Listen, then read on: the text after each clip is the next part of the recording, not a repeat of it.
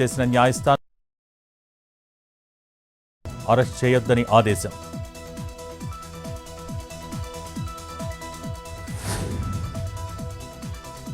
Super 6 super hit అయింది. విమర్శించే వాళ్లకు సవాల్ విసురుతున్నానన్న సీఎం చంద్రబాబు. ఈ దేశంలో 4000 పెన్షన్ ఇచ్చే ప్రభుత్వం ఏదైనా ఉందా అంటూ ఛాలెంజ్.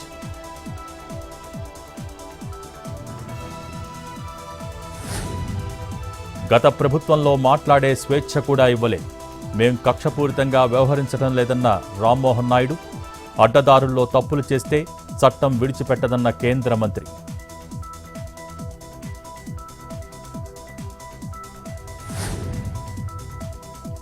పంట వేసిన పత్తి రైతుకు ప్రతి రైతు భరోసా ఇవ్వాలన్నది ప్రభుత్వ ఉద్దేశం. కేబినెట్ సబ్ కమిటీ ఇంకా ఏ నిర్ణయం తీసుకోలేదన్న తుమ్మల. ప్రతిపక్షాల ఆరోపణల్ని ప్రజలు పట్టించుకోవద్దన్న మంత్రి. జనవరి 4న తెలంగాణ కేబినెట్ కీలక సమావేశం.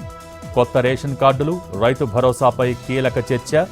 భూమి లేని నిరుపేద రైతులకు ఏడాదికి 12,000 సహాయంపై డిస్కషన్.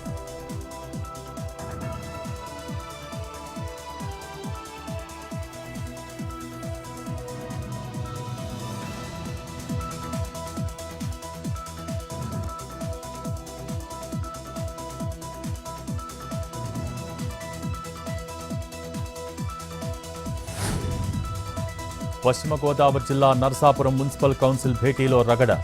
బడ్జెట్ సమావేశంలో వైసీపీ, జనసేన సభ్యుల మధ్య వాదోపవాదాలు. తమకు తెలియకుండా అజెండాలో కొన్ని అంశాలు తెచ్చారని ఆగ్రహం. ఎమ్మెల్యే బొమ్మిడి జోక్యంతో సద్దుమణిగిన గొడవ.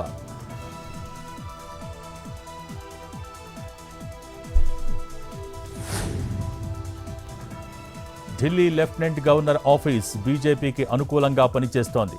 ఎల్జీ లేఖపై తీవ్రంగా మండిపడ్డ సీఎం అతిషి. చిల్లర రాజకీయాలు మానుకోవాలని హితవు.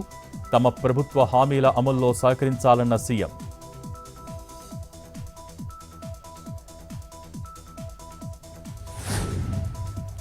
మణిపూర్లో జరిగిన హింసపై సీఎం బీరేన్ సింగ్ క్షమాపణలు. రాష్ట్రంలో శాంతి పునరుద్ధరణ జరుగుతోందన్న ముఖ్యమంత్రి. 2025లో సాధారణ స్థితి నెలకొంటుందని ఆశాభావం.